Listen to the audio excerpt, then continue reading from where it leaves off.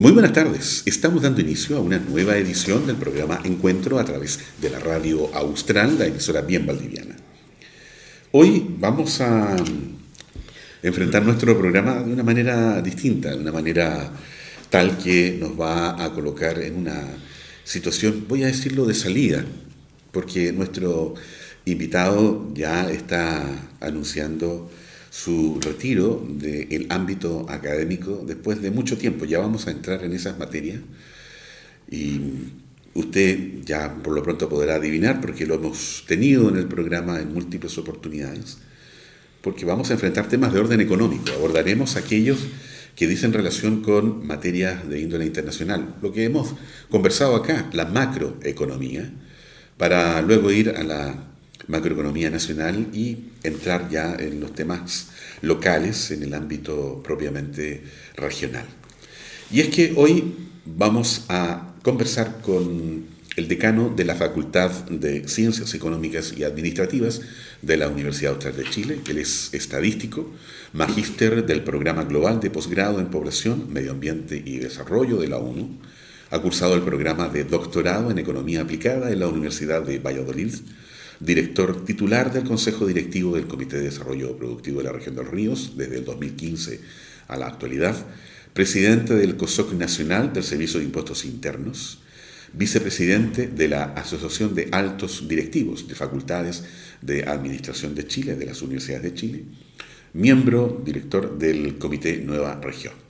Me refiero al señor Juan Carlos Miranda Castillo, a quien parto por saludar, a quien le conocemos, una amistad de años. Juan Carlos, ¿qué tal? Bienvenido una vez más al programa, y advierto, probablemente los auditores y auditores ya están captando algún sonido de eco, y es que claro, estamos en un amplio salón donde está sentada la decanatura de la FACEA, y en consecuencia solo estamos él y yo. Nos acompaña una periodista también en este minuto que está registrando nuestra conversación, y hay algo de eco, que es lo que quería advertir. Juan Carlos, bienvenido, ¿qué tal? Buenas tardes.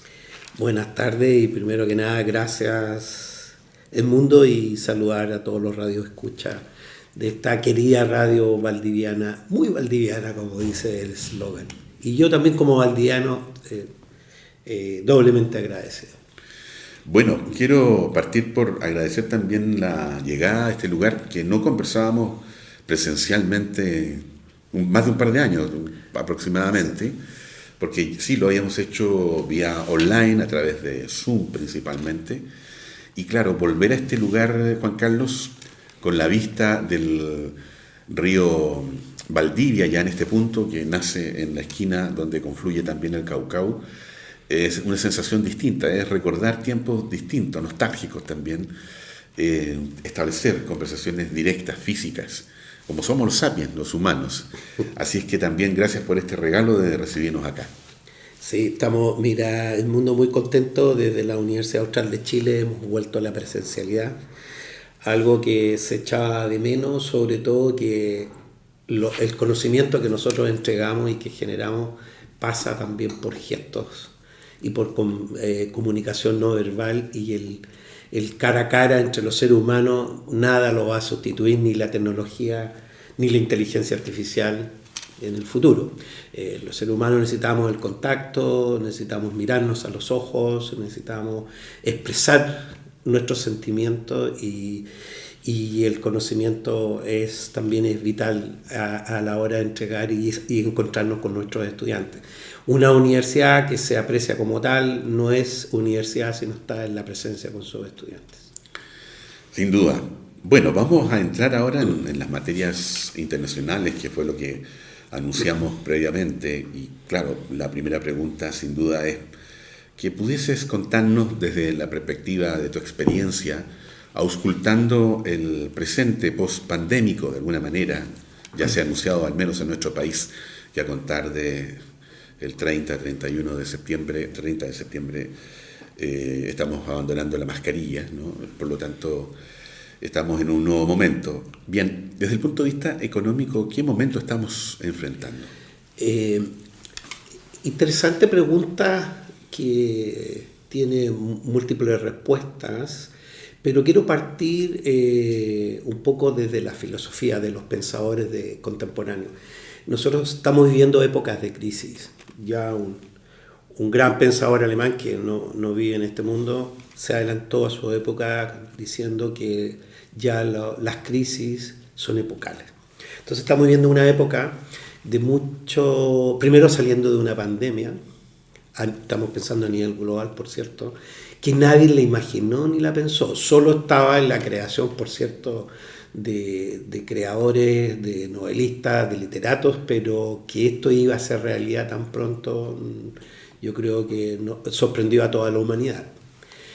Terminado esta pandemia, nos encontramos hoy día con una guerra también que hoy día preocupa, y que estos dos efectos que no provienen de la teoría económica, sino que son generados uno por causas de pandemia que tiene que ver con la salud pública y por otro lado un tema de geopolítico, de poder en el mundo, como es la guerra de Ucrania y Rusia, que la provoca Rusia, por cierto,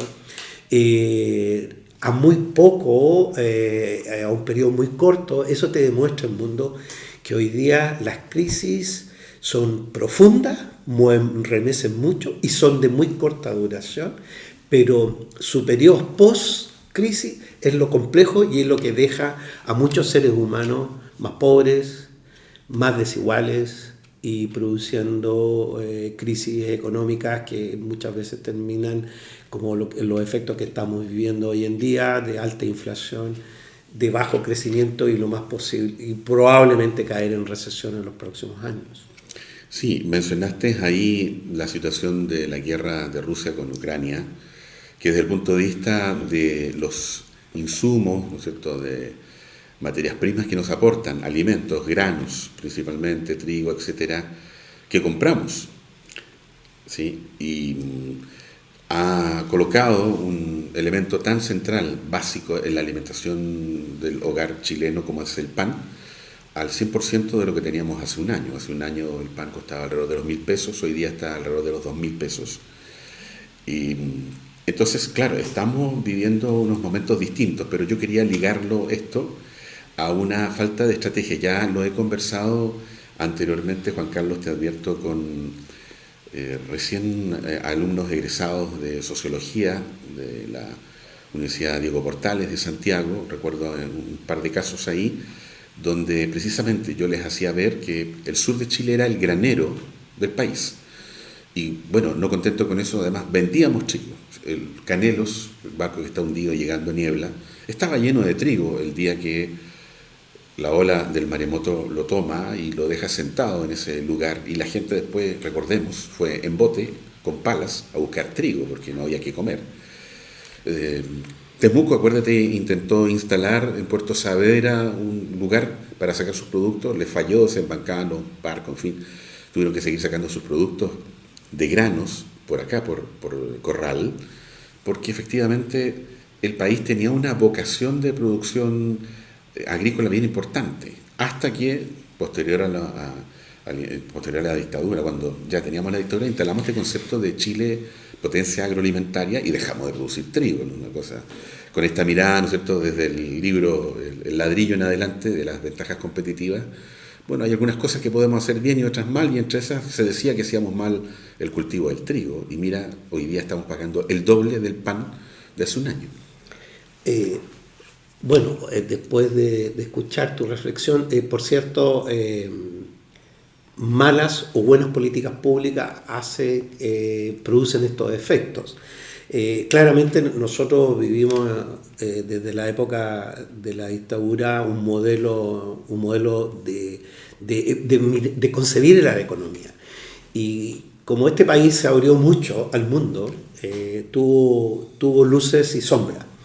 Y dentro de las sombras, por cierto, el no pensar el desarrollo del país, no solo con crecimiento, sino que también buscar un desarrollo con énfasis más en las personas de tipo social, no buscó integrar a la economía, por ejemplo, esa migración campo-ciudad, porque se dejó de producir, el Estado abandona esas funciones, y cuando digo abandona con subsidio, y deja que el mercado resuelva el tema alimenticio. Entonces, una política integrada de fomento productivo, pensando en el desarrollo de las pequeñas comunidades, y mirar estratégicamente en el futuro, que la alimentación sigue siendo un área estratégica. Entonces, efectivamente, esta región y la región de la Araucanía, hoy en día tenemos un problema local, que es nacional. Está ahí las comunidades indígenas que están pidiendo su derecho de tierra. Ahí también teníamos el granero. Estoy pensando en la comuna de Lautaro, era como el granero del país, porque es una zona netamente triguera, pero hoy día estamos en una situación de conflicto social. Y por otro lado, no han habido políticas de Estado de largo plazo en que lleven digamos, a llevar esta producción con ciertas tecnologías y con nuevas formas de producir. Nosotros tenemos una universidad tan grande en que el desarrollo silvoagropecuario, por cierto, nuestros académicos, los colegas de esas facultades han jugado un papel importante y tienen el conocimiento. Así que, por lo tanto, yo creo que hoy en día mirar a nuestra universidad, allí tenemos las competencias de alguna manera mitigar este efecto. Ahora, el tema del precio del mundo, lamentablemente, como esta es una economía muy abierta, muy vinculada con el mundo, por cierto que los precios nos llegan inmediatamente como efecto dominó. Sube el precio, por cierto, y al no tener una producción nacional, que hoy día la estamos mirando estratégicamente, nos lleva a vivir esta triste realidad en que las familias chilenas hoy día se empobrecen porque el precio es más alto al cual los ingresos pueden soportar, y eso lleva a la tasa de inflación que estamos viviendo hoy en día. Entonces, la solución no es única. Siempre a los problemas complejos hay que ser muy asertivo, y no basta con una política pública, sino que hay que ir con muchas políticas públicas para acompañar y mitigar este efecto en las familias más pobres de ingresos más bajos. Mencionaste hace poco, quizá sin darte cuenta, o sí te estabas dando perfecta cuenta, que las políticas públicas tienen impacto aplicados, ¿no es cierto?, desde el Estado hacia las regiones que gobiernan. Y Daron Acemoglu y James Robinson escribieron ¿Por qué fracasan los países? En 2012, y ellos hacen un estudio de una veintena de países de distintos lugares, latitudes del mundo, y precisamente van dando cuenta. Finalmente la conclusión es, bueno, porque la responsabilidad de los resultados de la aplicación de estas políticas dan con que unos países fracasan y otros son exitosos a partir de políticas que aplica el Estado. Eso es súper potente, en definitiva, ¿no?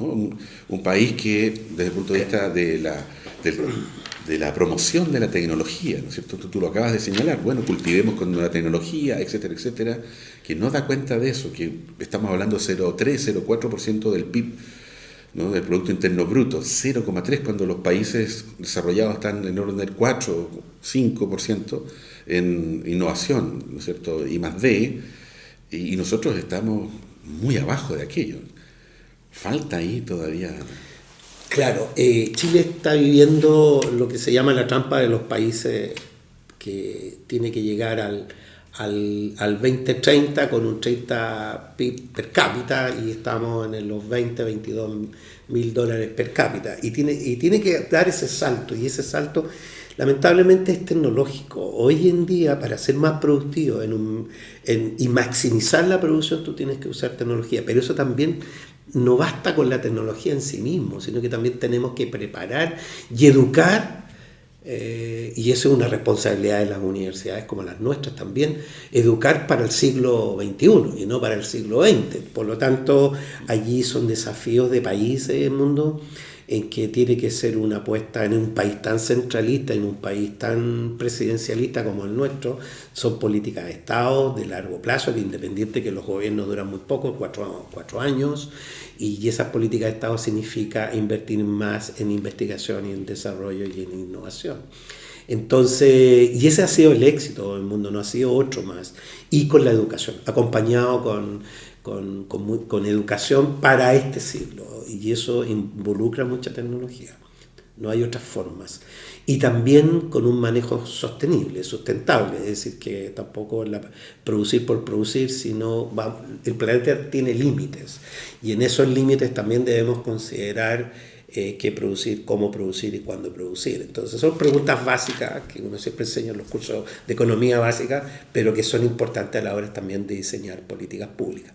Pero también quiero ser justo que Chile con pocos recursos ha logrado, a través de Corfo, ha logrado a través de INDAP en proyectos y en la región de los ríos y en las regiones del país, a través de los proyectos que vienen financiados por el Royalty Minero, que son los fondos de innovación y que han permitido a algunos de ellos tener impacto también en el territorio. Así que son iniciativas, por cierto, se agradecen, pero debiéramos subir la inversión de no solo del Estado, sino que también de los privados en apoyar al crecimiento de la investigación y el desarrollo en el país. Sí, quiero quedarme ahí con una alusión que hiciste a cómo lo hacen otros países, los países desarrollados, ¿no? Y ahí te lo quiero vincular, Juan Carlos Miranda, con aquellos aspectos que dicen relación con la concertación de los entes políticos, de los actores políticos, quiero decir, que es donde creo que todavía seguimos dando pruebas de adolescencia, lo voy a plantear así duramente, tú no tienes por qué estar de acuerdo, de nuestros actores políticos, porque se atrincheran, ¿no? Se ubican en puntos distantes y los puntos de encuentro no se ven tan esclarecidos, tan claros como uno quisiera. Y bueno, vamos rotando gobiernos, ¿no es cierto? Y en definitiva, para aquello en lo que nos tenemos que poner de acuerdo, mirando 30, 40, 50 años a la nación, al país, tú los ves, ¿no? Los ves en la cosa chica, en la mirada corta, ¿no? No las luces largas que planteó en alguna vez en este programa de Esteban Marinovich, quiero decir, ¿no? Y ahí echo de menos, ¿no es cierto?, un país mucho más maduro. Parece que todavía nuestros apenas 200 años de historia republicana son escasos y necesitamos un milenio como la de países desarrollados en otras orbes. Ahora, tú pones un poco la herida en la llaga, en el sentido de que el mundo político, y por eso también muchas veces el descrédito que tienen hoy día en las encuestas de tipo social cuando se pregunta por la clase política. Yo siempre digo que es una clase política, a algunos políticos no les gusta, pero es así. Entonces, personas que toda su vida la han hecho en torno a la política, digamos. Y está bien, no digo que no, pero también debe tener un cierto realismo y acercarse más al pueblo, acerca más a los ciudadanos, como ya lo planteaban los grandes filósofos griegos. Entonces, creo que hoy en día nuestros políticos están más tienen más nivel de educación que antes. Sin embargo, los echo de menos incluso en las cosas que nosotros realizamos habitualmente en la academia. Y si vienen tan un minuto para la foto y después se van y no escuchan el relato o no escuchan los seminarios que se hacen aquí en la universidad con mira justamente a mejorar con el conocimiento nuevo que se está creando al interior de la universidad. Entonces hay una brecha ahí de realidad con los ciudadanos más cercanos. Yo sé que ellos hacen mucho trabajo en territorio, pero al final del día terminamos en el caudillismo político, en favores políticos y no buscando los grandes temas, porque a veces eso a lo mejor tampoco da votos, seguramente, y pensando más en el mediano y en el largo plazo. Entonces estamos muy mediatizados por por el voto, porque duran, salvo los senadores que están, los honorables que duran 8 años, pero el resto del mundo político, tanto digo de la política local, alcaldes, concejales, consejeros regionales, diputados de 4 años. Entonces, muy preocupado con la reelección. Yo creo que ahí Chile, y además con un voto voluntario que hoy día parece ser que fue una mala decisión y vamos a volver al voto obligatorio. Entonces, estoy de acuerdo que el mundo político tiene que acercarse más a los problemas de la realidad y tomar conocimiento, porque uno no necesita ser experto en todos los temas del mundo, pero sí saber gestionar esa realidad política y después transformarla en leyes. Yo quiero ser muy franco, yo nunca he sido consultado para opinar sobre un tema en cuestión en el Parlamento. Sí, a nivel local participamos mucho nosotros, o por lo menos yo en lo personal, participando, creamos la política de fomento productivo, me tocó liderarla y participaba mucho con los ciudadanos. Pero de actores políticos nunca. Lo hemos invitado muchas veces. Paulina aquí le consta, los invitamos a los encuentros, los invitamos a debatir con el conocimiento, no vienen. Claro, bueno, entonces claro, si hay un desinterés, como tú planteas. Ahora, mira, el éxito, fíjate que de los países europeos con los cuales nosotros tenemos relaciones, de hecho hace unos par de meses estuve en Alemania, en Inglaterra y en España, y nosotros siempre visitamos a nuestros partners que están allí. Yo veo la decisión local es como la piedra angular del mundo, me explico. La descentralización, porque ahí las decisiones se toman muy dentro del territorio, las grandes decisiones y el financiamiento basal también se decide en las regiones. Hoy en día, puedo darte un dato de la causa, solo el 8% de todo lo que se gasta en el ámbito público en una región se decide localmente y el otro 92% se decide en Santiago. Entonces seguimos un centralismo del país que tampoco nos deja grados de libertad para decidir dentro de la región. Entonces ese ha sido el éxito, fíjate, principalmente en Alemania, en España y en Inglaterra. O sea que las regiones son importantes y esa identidad se respeta y el mundo político vive muy cerca de esa identidad. Sí, ahí quería solo volver a insistir en el punto cuando me refería a los grandes acuerdos, me refiero a los grandes acuerdos de los grandes conglomerados, en definitiva, sobre qué país queremos construir. Y ahí hay un divorcio, una disociación, porque hay un sector, ¿no es cierto?, que lo ve todo privado y otro que lo ve prácticamente todo estatista, con algunas incrustaciones privadas, y ahí todavía no logramos hacer la amalgama suficiente. Ayer escuchaba en la Radio Nacional El Mundo, este es un país tan fragmentado políticamente, que si tú miras la fragmentación en ciencias políticas se mira por el número de partidos políticos, y supe que se van a crear 2 partidos políticos más, o sea que entonces yo creo que eso nos permite a la hora de ponernos de acuerdo, que tú echas de menos. Claro, entre más actores en una mesa es más difícil ponerse de acuerdo, entonces yo creo que estamos viviendo un cierto infantilismo, y ahí tomo parafraseo tu expresión, políticamente hablando. Claro. Que si yo no estoy de acuerdo con esta mayoría, bueno, creo mi propio partido y me llevo la pelota para la casa. Pero ¿cuánto va a pesar políticamente eso después? Porque eso, en el fondo, los partidos políticos tradicionales, que los hay, que siguen existiendo, pero hay muchos partidos pequeños que viven por la coyuntura, tienen representación parlamentaria, pueden mantenerse, pero después cuando dejan de tener representación tienen que desaparecer, de acuerdo a la ley electoral. Por lo tanto, el país necesita madurar y necesita avanzar en los desafíos país, pero de largo plazo. Fíjate que China Todos pensamos, China, independiente de que no hay una democracia como nosotros la entendemos. Sin embargo, ellos planifican en el largo plazo.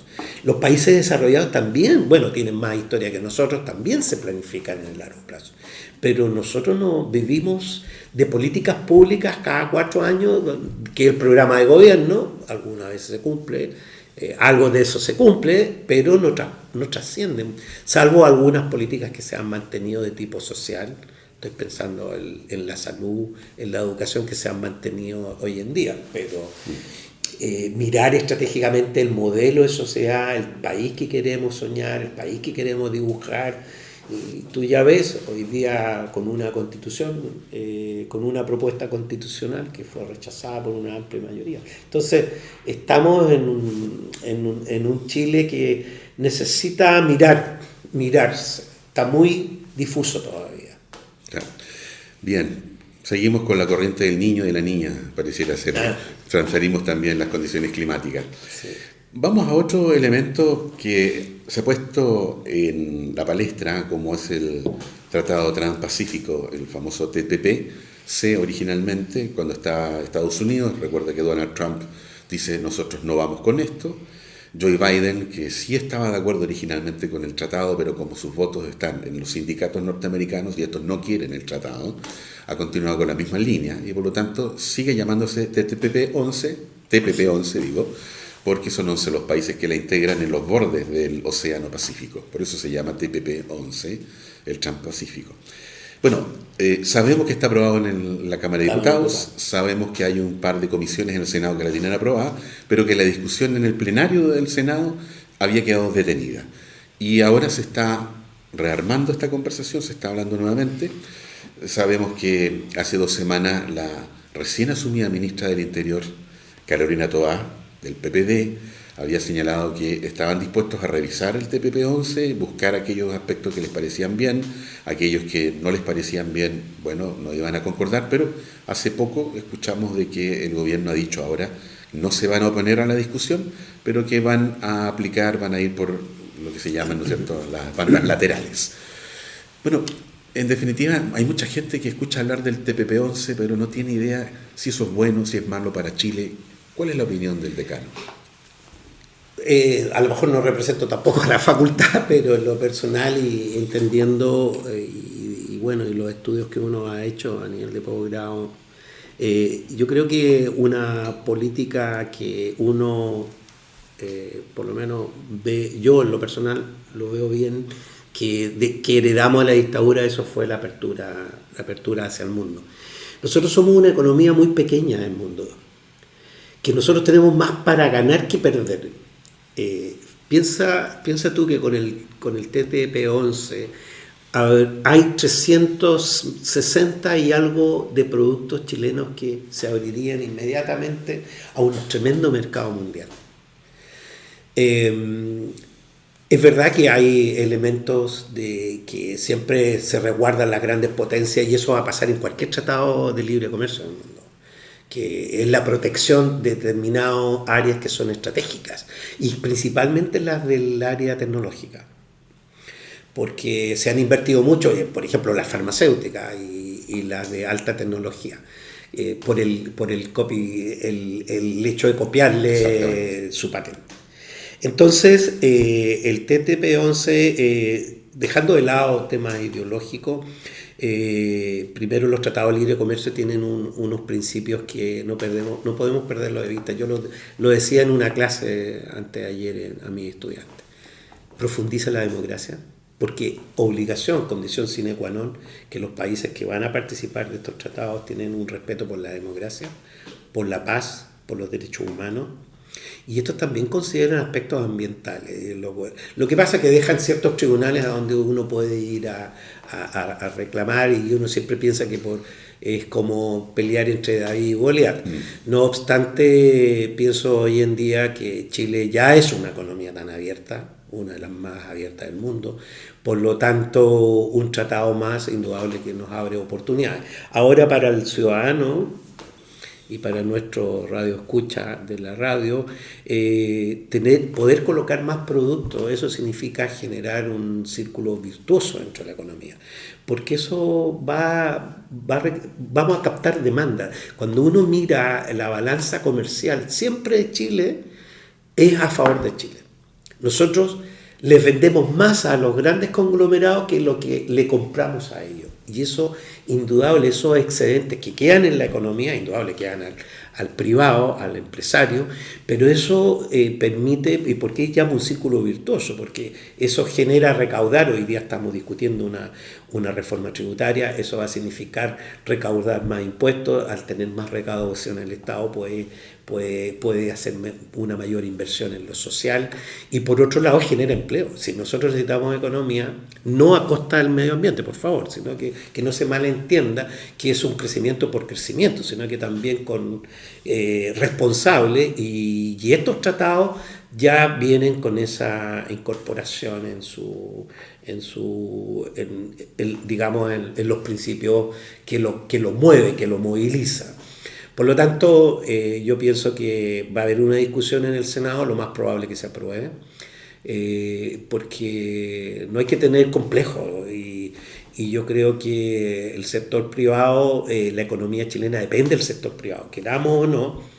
Ideológicamente uno puede estar pensando un modelo de sociedad, pero la iniciativa que mueve el mercado es la iniciativa privada. Por lo tanto, eso va a llevar un aumento de la actividad económica, y por lo tanto eso va a traer, sobre todo en épocas de crisis como la que estamos viviendo, puede ser también un efecto de mitigación, de respiro para nuestra economía. Se abren inmediatamente las oportunidades de crecer y de poder abrir esos mercados. Hace no más de un par de días escuchaba al ex canciller Heraldo Muñoz, que ha tenido bastante que ver, porque recuerda que tenía primero una función de vinculación económica con muchos países del mundo. Contó una infidencia que no sabíamos. Había sido llamado en su momento por Joe Biden. En su tiempo era vicepresidente de los Estados Unidos. Se extrañó Heraldo Muñoz y dijo, pero ¿por qué me llama el vicepresidente? Entonces, bueno, fue a la reunión, le acompañaron otros altos mandatarios del país, y Joe Biden lo estaba convenciendo para que no se salgan del tratado, del TPP-C. Y entonces Muñoz le dice, mire, nosotros no nos vamos a meter porque ustedes nos están exigiendo que sigamos pagando en 12 años los aranceles de la medicina, de medicamentos biológicos. Y nosotros ya tenemos 5, y ustedes nos quieren agregar 7. No estamos dispuestos a eso. Si ustedes bajan eso, nosotros no tenemos ningún problema en ello. Bueno, te doy solo este ejemplo, porque este es uno de los comentarios, ¿no es cierto?, que da cuenta de las resistencias que hay, de la serie de mitos que van en contra del TPP-11, en términos de cuánto afectaría desde el punto de vista de los aranceles, porque son tratados de libre comercio. ¿Qué significa libre comercio? Que tú bajas los aranceles conforme con atención al tiempo, van a cero, en definitiva. No hay aranceles, entonces es como vender aquí en el país con los impuestos del país nada más. Pero bueno, además dentro del propio TPP hay condiciones que cada país va colocando, no es que esta cosa sea igualita para todos, no es efectivamente así. Entonces yo creo ahí quizás hay que hacer un poco de pedagogía de los impactos de lo que significa esto, y eso lo echo de menos. Y eso, claro, porque en el mundo político esta discusión, algunos parlamentarios me contan que son más, se instruyen más, tienen muy buenos asesores que los ayudan a fundamentar su opinión en el Parlamento. Pero nosotros podemos influir muy poco en el mundo, o sea que somos un país tan chiquitito, un mercado de 16, 7 millones, no es nada. 19. O 19, sí. Es que en el 2100 vamos a ser 16 millones de claro, habitantes. Ojo, sí. Ojo, un dato no menor, que Chile ya debe tener una política, sí. A nadie se lo ha escuchado, una política de población. Ojo con lo que solo vamos a crecer hasta el 2050, 2049. Sí, después ya vamos a la baja. Entonces, con 2000 ya pongamos 20 millones de habitantes, ante la posibilidad de un 30% del PIB mundial, no tenemos nada que... Pero efectivamente, las grandes corporaciones indudablemente se protegen. Eso sabemos que... Y eso es con tratado y sin tratado. O sea que si uno también hay que mirarlo por ese lado. Ahora, si uno mira los pros y los contras, indudable que al final del día uno va a ver que tiene más beneficio para la economía nuestra. Y te quiero contar que hay otro ámbito en el cual Chile tiene que mirar y no lo está viendo. Y eso fue a raíz de la visita que nos hizo el embajador de Japón a la facultad para celebrar los 150 años de las relaciones diplomáticas de Chile y comerciales con Japón. Habló del Océano Índico y el Océano Pacífico. Allí hay países como India, parte de África, de Asia, y Australia, Oceanía y el Pacífico, que yo creo que también allí hay posibilidades de relación de intercambio comercial, en los cuales ya Chile tiene tratados porque pertenece a algunos, por la PEC, por ejemplo, pertenece ya a algunos de estos grandes mercados del mundo. Entonces, yo pienso el mundo y eso hay que ponerlo en discusión, pero aún así yo creo que al final del día más nos beneficia que nos perjudica como economía. Ahora, la industria farmacéutica aquí, con tratados, sin tratados, ellos tienen el control absoluto de la licencia, del patentamiento y la liberación de eso. Mira lo que tuvo que pasar con la pandemia. Hoy día la vacuna pasó a ser un bien público, o sea que no tuvo costo para los ciudadanos. Y costó pero bueno, la presión internacional nos llevó a que los países, claro, tuvieron que pagar por esas vacunas, pero a sus ciudadanos tuvieron que dárselas gratuitamente. Entonces, es un sector complejo, es un sector difícil, y sobre todo porque su origen, su casa matriz están en Suiza, en Bélgica, en Estados Unidos y en Alemania. Entonces, es como yo miro la sociedad. Entonces, si yo la quiero mirar con ese homus económico egoísta, indudable que busco maximizar mi beneficio. Pero si estoy pensando como más, mirando más socialdemócrata, por decirlo así, en que el Estado y la empresa también pueden convivir, indudable que esos empresarios, y de hecho hay muchos de ellos, que ya están pensando más, ya recuperaron la inversión y ahora bajar los precios o ponerlo más a disposición, más asequible a los seres humanos y a las personas. Bueno, con la guerra de Rusia-Ucrania creo que aprendimos términos como un país autárquico, es decir, aquel que no necesita al resto para sobrevivir. Rusia, de alguna manera, logró salvar una situación que, acuérdate tú, la presión que hizo Estados Unidos, dijo que Rusia iba a quedar aislado, que económicamente se iba a ir abajo, y resulta que el rublo se fortaleció, etc. Pero no quiero apuntar a eso, sino que, en definitiva, para Chile eso no se da, no tenemos tecnología, nos falta mucho conocimiento, etcétera. Y por lo tanto, la búsqueda de inversiones parece ser un asunto y una cuestión central. El presidente está estuvo en la ONU, está visitando países, ha ido con el ministro de Hacienda, acompañado por él, porque bueno, y su discurso tuvo que ver con eso. Entonces quiero que me cuentes un poquitito qué efectos tendría esa visita al extranjero, un presidente joven, pero no ahora. Vamos a hacer una pausa aquí en el encuentro de la Radio Austral y dentro de algunos segundos volvemos con el decano de la Facultad de Ciencias Económicas y Administrativas de la Universidad Austral de Chile, Juan Carlos Miranda Castillo. Nos espera, ya volvemos.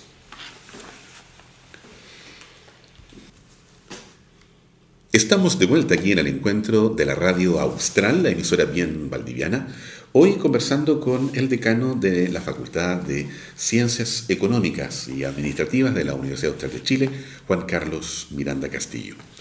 Bueno, Juan Carlos, cuando hacíamos la pausa, incluso tú querías ya responder la pregunta, hiciste el ademán, quiero responder la pregunta, y tú dices, paremos un poquito. Sí. Bueno, yo estaba mencionando que tenemos, incluso mientras estamos grabando en día viernes por la tarde, con este paisaje a orillas del río Valdivia, donde está emplazada la Casa de la Decanatura, un paisaje extraordinario, a ratos vemos las naves ir de un punto a otro, decir que el presidente está en visitando, valga la redundancia, una serie de naciones, estuvo en la ONU, habló allí. Y uno de los temas que importa para Chile es la búsqueda de inversiones, porque tú lo dijiste muy bien en la primera parte, quierase o no, el mundo se mueve de inversiones, el mundo se mueve a través de lo que hacen los privados. Y desde ese punto de vista, Bueno, ¿qué te dice esta visita del presidente Gabriel Boric a la ONU y a otros países en búsqueda de este objetivo? Bueno, primero que nada, políticamente, dentro de las relaciones internacionales, que el presidente Boric haya salido de Chile más después de haber vivido una cierta crisis social, indudable que le hace bien al país. Políticamente deja al país en vitrina, sobre todo hablar en el Foro de las Naciones Unidas. No siempre los presidentes tienen ese espacio. Y visitar nuestros amigos y aliados estratégicos es importante porque las relaciones diplomáticas hay que cultivarlas. Lo mismo nos pasa a nosotros desde la academia. Ahora, frente a la reunión con los inversionistas, el presidente estuvo acompañado de don Mario Marcel, que es el ministro de Hacienda. ¿Tú lo conoces? Lo conozco, ha estado aquí en la facultad, de hecho él inauguró el año académico en la facultad vía Zoom en su momento, pero es una persona que nos aprecia. Y es muy importante el mundo porque él, por su experiencia como consejero y presidente del Banco Central de Chile, él conoce a los grandes banqueros y a los inversionistas. Por lo tanto, que el presidente haya estado acompañado de un gran economista, la ventaja para un país tan pequeño como yo lo relataba dentro de tu entrevista, necesitamos esa apertura, pero también necesitamos inversión aquí en Chile. Entonces, un ministro de Hacienda puede, en el diálogo con los empresarios, nosotros también a veces nos reunimos con ellos siempre dicen, bueno, ¿cuál es el desafío del país? ¿En qué sector económico cree usted, presidente, o usted, ministro, que el país tiene que ir? Entonces, aquí hay dos áreas estratégicas en el mundo y que no me cabe la menor duda que estuve en la discusión con estos empresarios. Uno es el sector energético, pensando en las energías renovables. Yo creo que Chile, para nadie es desconocido, que tiene un tremendo potencial porque el creador nos dejó esto. Tenemos el mejor desierto para atrapar la energía solar, tenemos el mar, tenemos los vientos y por otro lado tenemos un mineral que hoy día es vital en las baterías de la alta tecnología, que es el litio. Por lo tanto, Chile necesita inversión privada para desarrollar un potencial de un recurso que está en Chile, pero por favor háganlo con valor agregado. Eso es lo que le pasa a este país, que nosotros somos muy exportadores de materias primas, pero no generamos valor en la región. Y yo creo que con el litio, después de haber escuchado a los vicepresidentes, y nos reunimos más de alguna vez con dos vicepresidentes de Corfo, ya el Estado de Chile tiene concebido un partner, una alianza estratégica para generar las baterías en Chile. ¿Para qué las vamos a ir a generar a China? Y hay otros competidores en el mundo. Chile no es el único que tiene esta reserva de litio, también lo tienen otros países como Perú, como también China, de tal manera que nosotros necesitamos inversión. Y ese es el recurso para que los ciudadanos entiendan. El Estado de Chile no tiene esos recursos para hacer esa inversión, porque si los tuviera, dejar a otros ciudadanos desprovistos de su seguridad social, de su salud, de la educación, para desarrollar esta inversión que no se recupera en lo inmediato del mundo, esto se recupera en el mediano plazo. Por lo tanto, necesitamos mucho de la inversión extranjera. Ahora, ¿por qué el presidente tiene que estar ahí en el mundo? Por favor, los ciudadanos no piensen que el presidente anda viajando. No, el presidente está cumpliendo una labor importante como jefe de Estado, que tiene que darle la garantía a esos inversionistas de que su inversión está resguardada de tal manera que ellos en cualquier momento pueden retirarla. Nosotros somos un país de bajo riesgo país. Por lo tanto, nosotros damos garantía a la inversión privada de que su inversión sigue siendo de ellos y que no se la vamos a expropiar, por ejemplo. Por lo tanto, lo quiero poner en palabras muy coloquiales, pero eso tiene explicación en la teoría, en comercio y en negocios internacionales. Entonces, Chile es un país que le da garantía a la inversión y qué mejor que esté el presidente que le esté dando garantía a esos inversionistas. ¿Y cómo ves tú la labor del presidente en esta funcionalidad? Bueno, el presidente, un muchacho muy joven, ha causado mucha expectación a nivel internacional en el mundo. Yo tuve el privilegio de estar ahora en Europa y lo que más me preguntaban los estudiantes era de la figura del presidente Boric. Yo creo que independiente políticamente cómo uno se ubica en el país, uno ve que son los nuevos liderazgos y que son de los tiempos de los países capitalistas como los nuestros, que tienden a ser sociales demócratas y que son nuevas formas de concebir y el desarrollo de un país. Por lo tanto, hay mucha expectativa de lo que pueda hacer este presidente. Y en el mundo hay otros líderes jóvenes, como la Jacinta, la primer ministro en Nueva Zelanda, y como el primer ministro Trudeau en Canadá. O sea que estamos dentro de un círculo de países que cuando uno lo mira en el mapa no son cualquier país, son países muy parecidos en el caso de Chile, pero con una fuerte sensibilidad social, o sea que son más bien llamémoslo de centro izquierda, países con esas características ideológicas.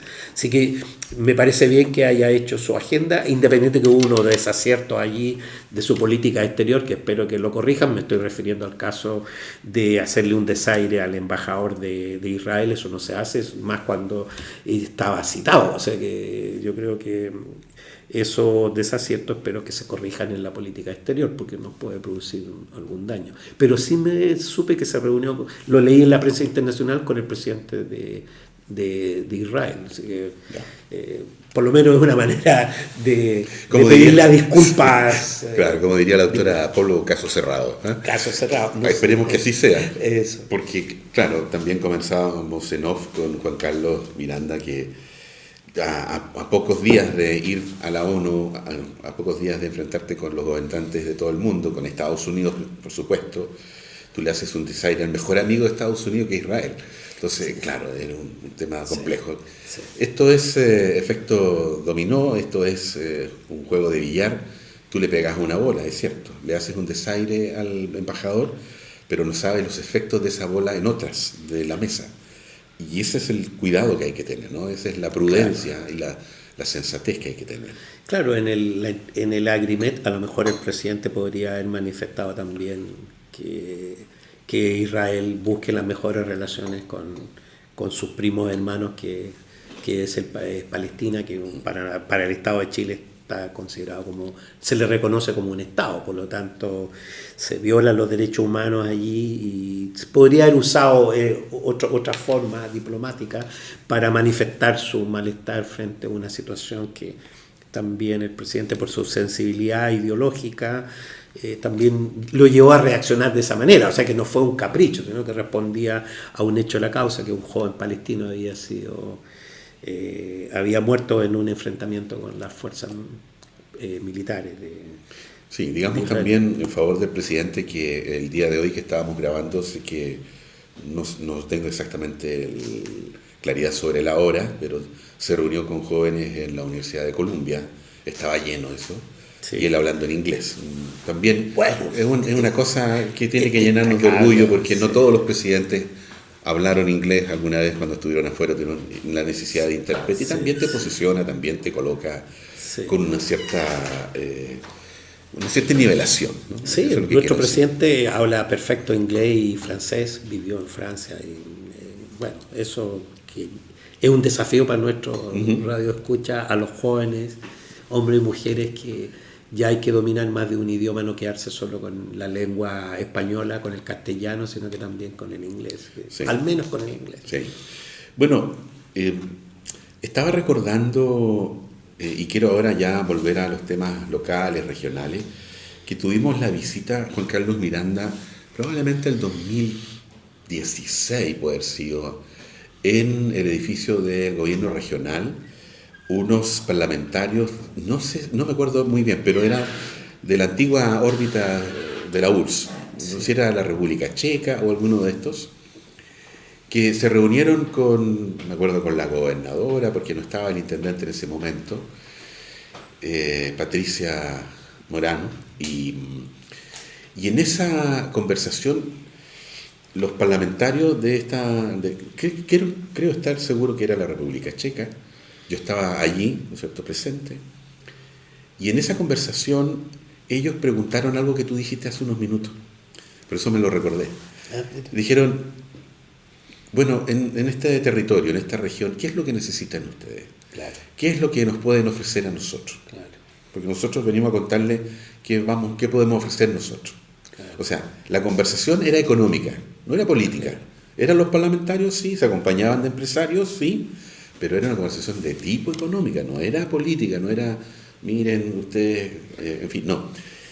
Y sabes que la sensación al final, la Corporación de Desarrollo, donde está Espinosa, Gonzalo Espinosa, estaba presidiéndola, entregó ahí unos prospectos que eran una serie de iniciativas de inversión, pero no fue más que eso, quiero decirte que el reporte nuestro fue bastante pobre, eso es lo que quiero decirte.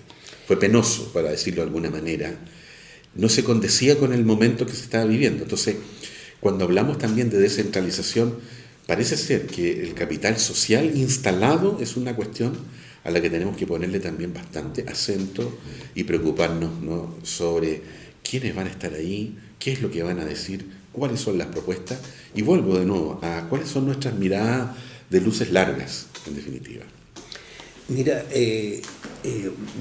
interesante tu experiencia que viviste. No estaba equivocado entonces cuando afirmaba que muchas veces en nuestro territorio nosotros no planificamos ni pensamos el futuro. ¿Qué es lo que es? El futuro es como hoy día yo pienso lo que va a ocurrir en 20, 30, 50 años más.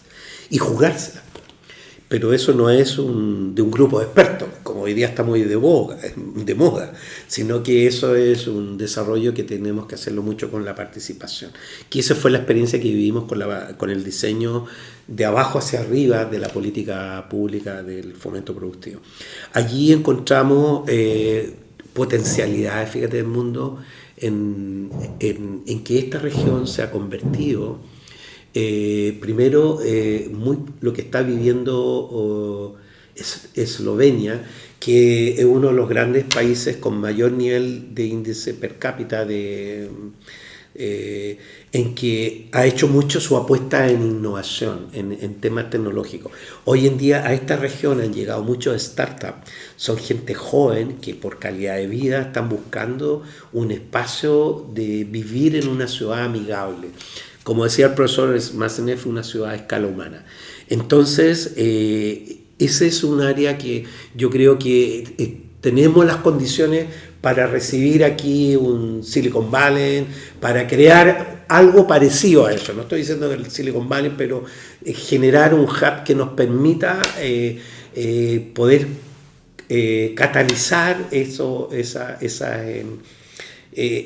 energías y esa fuerza y ese talento humano que está hoy día instalado.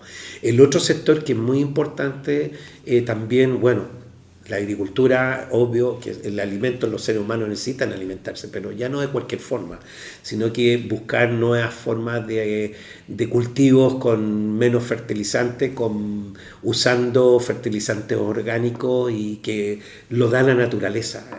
De tal manera que yo creo que ahí tenemos también un potencial y hay pequeños empresarios que lo están haciendo. Convertirnos en una producción verde con denominación de origen de la región de los ríos. El ejemplo Colum, que yo siempre lo destaco y lo digo fuera de Chile, que es una cooperativa que también tener esta forma de cooperativa en el mundo. Como Apicop también, una cooperativa allí que muy local y que hoy día ha crecido, incluso está en el retail. Y también la que creó el Obispado Valdivia con los pequeños empresarios de apícola, de miel. Exactamente. Entonces yo creo que allí hay el conocimiento por un lado, porque tienen la universidad, las energías también renovables, la investigación y desarrollo con los startups y la agricultura. Yo creo que nosotros podemos generar un impacto como región, y la industria forestal que también le empieza a dar valor en la región. Yo creo que aquí un instituto La Madera, en que nosotros usemos parte de esos desechos de la madera, pero que se transforme en algo reciclado que permita generar, por ejemplo, la industria del mueble, que lamento que se haya, hoy día las grandes empresas que estaban en la región, muchas ya quebraron, ¿no? Hoy en día. Entonces, yo creo que allí debiéramos apoyar y desarrollar la región en esos ámbitos. Sí, quería apuntar, Juan Carlos Miranda, a probablemente una idea, podría ser disponer de un catálogo digital de oferta, de propuestas económicas locales abiertas que permitan que cualquiera que nos visite a través de las páginas de internet pudiera saber, bueno, qué puedo invertir, qué puedo comprar. Eso se echa de menos, no sé si entiendes por dónde voy. Sí, mira, yo siempre lo he dicho, pero bueno, a veces no con mucho éxito. Nosotros necesitamos aquí al sector privado y el Estado y el servicio público. Yo te pregunto, el presidente Boric trae un inversionista, vamos a poner un caso pensando positivo, va a llegar un inversionista aquí y le pregunta, ¿dónde habla? ¿Con quién habla? Exacto. Si yo quiero invertir, ¿qué es lo primero? ¿Dónde están los...? Entonces yo creo que eso es lo que falta, atracción de inversión en la región, pero con una hoja de ruta del mundo. Aquí ha pasado, hay muchos ejemplos de lo que no hay que hacer, están en esta región. Muchos inversionistas llegaron, pero nada más que con la burocracia que tenemos, el exceso de la burocracia. No estoy diciendo que no tiene que haber burocracia, pero tenemos que tener reglas claras. Y sin embargo han podido invertirlo y hacer el negocio en Puerto Montt o en Osorno. Si el Estado es uno solo, ¿por qué entonces se pudo hacer en Osorno, en Puerto Montt y no se pudo hacer en Valdivia? Entonces yo creo que falta, el gobernador debiera convocar una mesa, pero una mesa de verdad, que termine con un catálogo. Eso sería como el marketing, como la forma de difundir esto, pero esto debiera estar desde el momento que yo llego al aeropuerto Pichoy, una mesa de negocio, alguien abierto ahí que pueda recibir a estos inversionistas, y por otro lado cuál es la hoja de ruta. Y eso no estamos diciendo que no hay procedimientos que hay que respetar, por cierto, pero dígase cuál va a ser primero y en qué sectores económicos y a dónde estarían los espacios para poder plasmar esta inversión. Sabemos que instalarla toma su tiempo, pero nosotros debiéramos acortar esas brechas, esos tiempos, de tal manera no desincentivar a ese inversionista, sino que todo lo contrario, vénganse para acá y le estamos garantizando que en tanto tiempo su inversión va a ser realidad. Eso es lo que quiere la gente, quiere certidumbre, no incertidumbre, y eso no está en la región. Yo siempre le he dicho a los amigos en el gobierno aquí en la región, bueno, ¿por dónde parte? Parte por la Seremía de Economía, parte por lo que yo cuando era miembro del directorio de la Corporación de Desarrollo Productivo, parte por el gobernador antes se llamaban intendente, o por el delegado presidencial. ¿Por dónde voy a partir? Entonces no hay un organismo que catalice y que capte esta inversión. Exacto. Y aquí las cámaras de comercio deben ser vitales y deben ser aliados estratégicos. Yo creo que todos ponernos de acuerdo que es bueno que llegue inversión, porque va a generar mayor bienestar, mayor crecimiento, mayor desarrollo. Y si nos queremos convertir en una región verde, digámoslo. Y de tal manera traigamos esa inversión. Pero reglas claras, eso es lo que pide siempre el inversionista. Sí, me acuerdo de un paper que publicó Robert Putnam, por allá por el año 1994, sobre cohesión social, investigando en Italia. Claro. Milán era un mundo y Sicilia era otro, eran como dos países, pero Italia era el mismo, digamos, la misma bota itálica para ambos territorios. Y cuando tú hablas, mira, ¿y por qué invierten en Osorno? ¿Por qué invierten en Puerto Montt? Claro. Mucha gente aquí dice, ¿qué tanto ha avanzado Valdivia? ¿Está dormido Valdivia? ¿Dónde está Valdivia? Sí. Bueno, esa es una preocupación que nosotros tenemos desde el Comité Nueva Región. Te voy a hacer una infidencia al mundo y también para los radioescuchas. Día atrás fuimos a despedir a un gran regionalista, Óscar Galloso, que fue un antiguo dirigente. Él venía del comercio y fue dirigente del Comité Nueva Región. ¿Y por qué lo digo? Porque cuando logramos crear la región. Oscar dijo, no, yo no quiero seguir porque ya cumplimos el objetivo.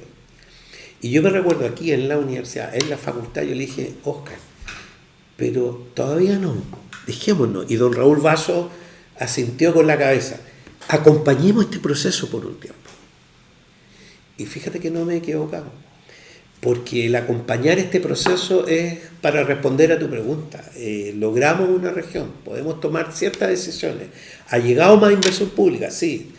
Tenemos más Estado, porque tenemos más funcionarios públicos en la región. Pero cuando uno mira, y yo miré los últimos 10 años, antes que se creara la región y después de 10 años creada la región, se movió la aguja, por decirlo en palabras simples, pero se podría mover más. Y para eso necesitamos despertar, pero necesitamos mecanismos de control y de evaluación distintos a lo que hoy día hay en el gobierno. Y también un llamado a democratizar. Hay mucha burocracia todavía en la región, en el mundo. Yo creo que necesitamos abrir los caminos y sobre todo con certezas. Y ahí podría estar ese folleto que tú propones, y bueno, con los pasos, con los plazos, de tal manera que se cumplan esos tiempos y que no queden ahí sin respuesta. Sí. Entonces, bueno, nos queda poco tiempo y no quiero dejar pasar la oportunidad porque hay que decirle a los auditores, a las auditoras que nos queda poco. Juan Carlos Miranda Castillo como decano de la Facultad de Ciencias Económicas y Administrativas. Y lo llamé hace pocos días porque teníamos un compromiso a propósito de tu viaje que habías hecho a Alemania, Juan Carlos. Y entonces quedamos, ¿no es cierto? Bueno, a la vuelta conversamos, me acordé, pero me sorprendiste cuando me contaste que ya te retirabas. Y bueno, la pregunta es muy, muy simple. ¿Cuáles son las emociones, cuáles son los sentimientos que vienen cuando tienes que dar este paso, un paso al costado, dicen algunos? Bueno, Paulina, que me acompaña aquí, realmente es un equipo que se va, porque no es solo el decano, sino que es un equipo. Hemos tratado de dejar lo mejor de nosotros en estos 2 periodos que suman 6 años. Estamos contentos con lo que dejamos. Voy a dar una cuenta pública el próximo lunes. Mañana el lunes. No, el otro lunes de la otra semana, sí, del 23 vamos a 26, perdón, vamos a hacer. El 23 de octubre. No, el 3 de octubre. 3 de octubre. Disculpen, el 3 de octubre vamos a dar una cuenta pública de tanto de lo logrado y los desafíos que quedan en la facultad, así que al sumar y restar creo que estamos contentos. Logramos aumentar la producción científica de la facultad. Hemos hecho una reingeniería al interior entre vincular el pregrado con el posgrado. ¿Eso qué significa? Que nuestros estudiantes no solo vienen aquí a la Facultad de Economía a terminar un título profesional, sino que también pueden irse con un magíster. Estamos jugando a lo que hacen las grandes ligas en las universidades en el mundo. Hemos intensificado y hemos renovado nuestras relaciones con Alemania. Nosotros tenemos movilidad estudiantil que no es solo moverlos, sino que van a una doble titulación. Son jóvenes que van a vivir a Alemania, a Francia, en este momento, para las 2 escuelas de Ingeniería Comercial y Auditoría. Y las otras también tenemos 2 escuelas más, como Turismo y Administración Pública, en que están en una etapa un poquito anterior, en que ellos pueden ir, pero estudiar por semestre, pero la idea es que las 4 escuelas puedan tener esa doble titulación, y ese es un desafío que le vamos a dejar al próximo decano o decana que elija el claustro el día 30 de septiembre. Entonces, dicho eso, claro, uno que ya es momento de dar de renovarse. Hay 3 postulantes al cargo, que el claustro son 37 los electores que van a elegir. Postula la profesora Mónica Rada, que es una colega del Instituto de Administración, postula un personaje público que tú conoces, que es el profesor Econom Montesino, director del Instituto de Administración, y postula el colega Roberto Pasten, que es director del Instituto de Economía. Así que Lo cual me alegra que y se agradece que hay colegas interesados por ocupar estos cargos, porque estos cargos son altamente demandantes de tiempo, de gestión, de muchas horas. También tiene momentos que son no muy gratos, y por la pasión que uno le pone a la gestión, por luchar por su facultad. Entonces, y me retiro después de haber sido elegido 4 veces por el claustro de la facultad, lo cual es un honor que me han dado, y ya es el momento de retirarme y darle espacio a la gente joven. Y eso también fue lo que marcó esta segunda vez que yo me eligen como decano, en que mi equipo era gente joven. Justamente lo que buscaba allí era formar pedagógicamente y preparar a los nuevos talentos que van a ser los que van a dirigir en la facultad en el futuro. Así que, porque creo en los jóvenes y no me he equivocado. Tenemos déficits como en el sistema universitario y en el país. Por ejemplo, el tema de género. Hemos tratado de atraer profesoras mujeres a la facultad. Ahí tenemos una brecha que hoy día salió en el foro, pero no es culpa de uno, sino que es parte de la realidad con que estamos viviendo en el país. Hay pocas mujeres ingenieras, por decirlo así. Hay más en otras carreras que como que se han ido. Hay que romper esos círculos y esas formas de formar a nuestros profesionales en la academia. Bueno, estamos hoy día grabando el programa en un lugar histórico, patrimonial. Por lo tanto, anunciar tu retiro de la decanatura tiene muchos efectos, tiene muchos impactos, creo yo, ¿no? ¿Te emociona eso? ¿Te mueve? Sí, si tú miras detrás, está la galería de los decanos. Eso no existía, y cuando yo llegué por primera vez como decano dije, no puede ser, tenemos que recoger la historia, porque la historia es dinámica, es de todos los días. Entonces, ser uno más de eso, sobre todo destaco al decano fundador y a otros decanos que han dejado huellas, que fueron profesores míos, como el profesor Guido Meller, Carol Pinto Agüero, Heriberto Figueroa, fueron profesores míos, y ser parte de esa galería de decanos, claro que emociona. Y también en Mundo te voy a regalar el libro de los 40 años de la Facultad de Ciencias Económicas y Administrativas. Te la he dedicado de forma especial a ti, en Mundo, con el mayor aprecio y estima. Muchas gracias. Y aquí está recogido... Elemento sorpresa. Sí, aquí está recogido, en Mundo, lo que hemos hecho, los grandes hitos en 40 años de la facultad. Y tú has mencionado algo, que estamos justamente en un lugar histórico, y para los radioescuchas de la radio austral les quiero comentar que estamos en el salón cuando el rector Eduardo Morales Miranda vino a seducir a don Eduardo Prochelli y a muchos empresarios de la época, porque esta universidad nació por el clamor popular, social, por los ciudadanos. Porque fue un hombre notable, creó una universidad, pero estos ciudadanos valdivianos creyeron en él, que eso no es menor.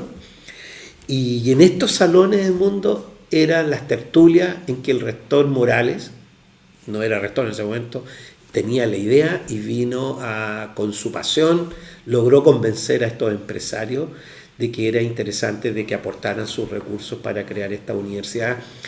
Una universidad independiente, una universidad que fuera independiente en la Universidad de Chile. Y bueno, y llegó a tal nivel que el senador Pérez de Arce lo llevó al Parlamento, fue un proyecto de ley de la República y como tal tenía financiamiento para crear una universidad. Así que tienes el privilegio de conocer esta historia. Yo tuve la suerte de conocer a un hijo de don Eduardo Prochel, que estaba de visita en Valdivia, porque ellos viven en Australia. Él ya no vive, don Eduardo Prochel. Y ahí me comentaba que esta casa fue la casa habitación, cuál era su pieza, y don Eduardo la dejó a un precio libre, un precio muy asequible para la universidad, pero con una condición, que aquí viviera que viviera el rector de la universidad. Y cuando uno era niño, como valdiviano, pasaba por la costanera, siempre uno le mostraba a los turistas, esa es la casa del rector de la universidad. O sea que esta universidad... ¿Pasaba por aquí por afuera? No, allá al frente. Ah, ya. Cuando ya estaba esa costanera, sí, aquí hubo una costanera antes, hubo un camino, claro, aquí, hubo un sí, camino que se unía al Fénix. Exactamente. Entonces, siempre ha estado en el recuerdo de Valdivia y nosotros logramos con el rector en su momento, don Juan Jorge Eber, el rector Aferbe, y finalmente después con el rector Magnefe, el directorio se dio que esta casa fuera el decanato de la facultad, y después con el rector Cubillos construimos el edificio corporativo que tiene la facultad, y en esta zona quedó emplazada la Facultad de Ciencias Económicas y Administrativas. Ahora, aquí donde estamos grabando, donde está esta mesa larga, me imagino que este tiene que haber sido el comedor, ¿no? No, esta mesa es moderna, pero No. era el comedor. Quiero decir, el espacio físico. Sí, el comedor. Y allá era el living. El living. Que tiene una forma Claro, oval, ¿no? oval. Esta es una arquitectura según los arquitectos de los años 50. De hecho, soportó el terremoto esta casa, pero estuvo bajo el agua porque la cota del mar subió casi al puente Pedro Valdivia hasta arriba mismo. Entonces solo quedó el segundo piso y tenían que moverse en bote. Eso nos contaba este señor, el hijo de don Eduardo, el hijo mayor, cómo ellos tenían que... Y tiene piso de parqué, ¿no? Sí, este piso es original y además tiene un subterráneo con una caldera que era lo que alimentaba de energía, de calor a este edificio. Así que es y aquí en los cimientos de esta construcción moderna de los años 50 están vestigios de la primera casa del colono Prochel, porque aquí hay dos familias Prochel. Don Óscar Prochel, que es donde está el gobierno regional, los Gore, los consejeros regionales, disculpen, y en esta estaba don Eduardo Prochel, que es primo hermano de don Óscar Prochel, así que estamos en una casa emblemática, así que muy orgulloso. Ya después del 4, el día 5 ya estaré en mis funciones como profesor en el edificio de clase y dejaremos con algo de sentimiento, por cierto, el mundo. ¿Te emociona? Emociona, claro, porque son muchas horas aquí de reuniones, largas reuniones, luchando por la región. Aquí se discutía la región de los ríos, mi estimado Edmundo. Entonces aquí venía don Raúl Vaso, don Heriberto Weber, el pastor Luciano, que ya no está, el profesor Molina, Robinson Ampuero, que ya no vive, Juan Depe, el mismo Oscar Gallosa, que nos acaba de dejar. Entonces, Carol Pinto Agüero, probablemente. Él no era parte del comité, pero sí como decano apoyó mucho al desarrollo de la región. Entonces aquí se discutía en la universidad, discutíamos en la facultad, hacíamos los coloquios, los foros, y escribimos 3 libros con el profesor Escaida, editamos 3 libros que después finalmente los senadores y los diputados lo tuvieron a la vista, y por eso que nos dieron una amplia mayoría en ese momento en el Parlamento para poder romper 2 artículos de la Constitución, que no era menor, y que requería los 2/3. Por lo tanto, era quórum altamente calificado para poder... El 45 y el 90. Exactamente, claro. Que significaba cambiar 2 artículos de la Constitución, que es muy difícil. Entonces, y ya antes había el senador Valdés, don Gabriel Valdés, había por iniciativa propia, no del Ejecutivo, hizo esta propuesta, y fue la primera vez que vi que le cayeron las lágrimas al conde del Calle, que como el topace de la época se refería a él también luchó mucho por crear esta región. Entonces, muy bien, pues felicitaciones y gracias por este regalo, por este libro de los 40 años de la prisión, y gracias por las palabras que están aquí en su interior. Bueno, quiero preguntarte, cerrando ya el programa, Juan Carlos Miranda, ¿qué estás leyendo o qué libro recomiendas leer? Mira, hay una autora que debo reconocer que llegué a ella, que se llama Julia Navarro, porque mi señora es una gran lectora. Y la historia de un canalla, o sea que es una lectura interesante de un personaje principal de la novela que a él no le importa ser un canalla y realmente es en todo sentido de la expresión de la palabra, un tipo malo, malo. Entonces, como esas lecturas de un libro de muchas páginas, por cierto, pero con muchos relatos de este canalla, así que Julia Navarro es una novelista española que me gusta mucho su colección que tiene. Así que, y Ha escrito una cantidad de libros. Sí, muchos libros. Y como está en la casa, en la biblioteca, mi señora es la primera que lee, después me dice, mira, te recomiendo. Y me sedujo el canalla. Bueno, y como es la tradición, nuestros invitados también se convierten en programadores radiales, al menos por unos 3-4 minutos. ¿Qué vas a programar para el final del programa? Mira, fíjate, Mundo, aunque tú no creas, te voy a pedir una canción de Joan Manuel Serrat, Cantares, porque él toma la estrofa de este gran poeta, don Antonio Machado, y hay una expresión que yo siempre la uso en mis discursos a nuestros estudiantes cuando los graduamos, cuando obtienen sus títulos, su grado académico de magíster. Caminante no hay camino, camino se hace al andar. Y eso ha sido un poco lo que me ha movido también en esta gestión, sí, que yo creo que ese sería como cerrar este ciclo del mundo con una canción de Joan Manuel Serrat que tuvo esa virtud y esa, como buen trovador español, de mirar a un gran poeta como Antonio Machado. Sí. Esa expresión de ese poeta me hace mucho sentido y muy en nuestro estilo con el cual hemos trabajado con este equipo que me ha acompañado durante este tiempo. Y que también Serrat se está retirando de los escenarios, ¿no? Sí, además, feliz coincidencia. Muchas gracias por el tiempo que le ha brindado entonces nuestro invitado hoy día, decano de la Facultad de Ciencias Económicas y Administrativas de la Universidad Austral de Chile, estadístico, magíster del Programa Global de Posgrado en Población, Medio Ambiente y Desarrollo de la ONU, quien ha cursado el programa de doctorado en Economía Aplicada en la Universidad de Valladolid, director titular del Consejo Directivo del Comité de Desarrollo Productivo de la Región de los Ríos, presidente del COSOC Nacional del Servicio de Impuestos Internos, vicepresidente de la Asociación de Altos Directivos de Facultades de Administración de Chile, miembro del Comité de Nueva Región, Juan Carlos Miranda Castillo. Muchas gracias. Gracias a ti y un saludo y un abrazo muy grande a los radioescuchas de la radio.